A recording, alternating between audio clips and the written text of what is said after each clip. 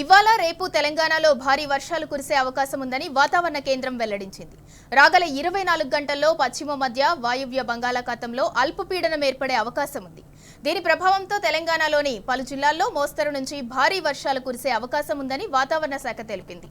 ఉరుములు మెరుపులతో భారీ వర్షాలు కురిసే అవకాశం ఉందని వాతావరణ శాఖ హెచ్చరికలు జారీ చేసింది.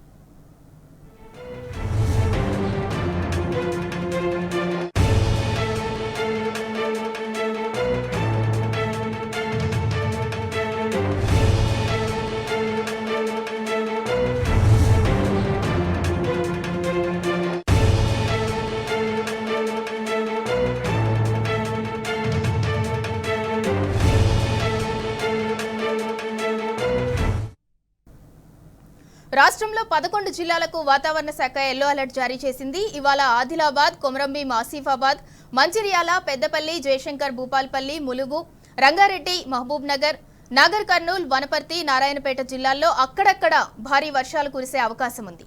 కొన్ని ప్రాంతాల్లో తేలికపాటి నుంచి మోస్తరు వర్షాలు కురిసే అవకాశం ఉంది. ఉరుములు మెరుపులతో పాటు ఈదురుగాలులు వీచే అవకాశం ఉంది.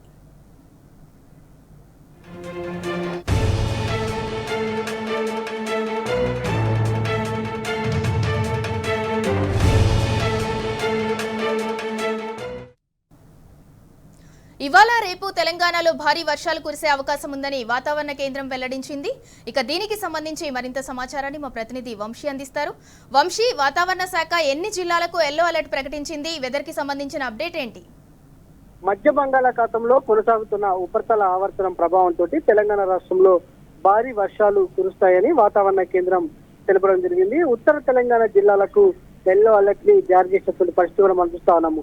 ప్రజెంట్ మధ్య బంగాళాఖాతంలో కొనసాగుతున్నటువంటి ఉపరితల ఆవర్తనం ప్రభావంతో రానున్న 24 గంటల్లో ఈ ఉపరితల ఆవర్తనం అల్పపీడనంగా మారిన తర్వాత తెలంగాణ రాష్ట్రంలో వర్షాలు మరింత పెరిగే అవకాశం ఉంది. ఇప్పటికే సాధారణం కంటే కూడా అత్యధికంగా తెలంగాణ రాష్ట్రంలో వర్షాలు నమోదైనటువంటి పరిస్థితి కూడా మనం చూస్తా ఉన్నాము.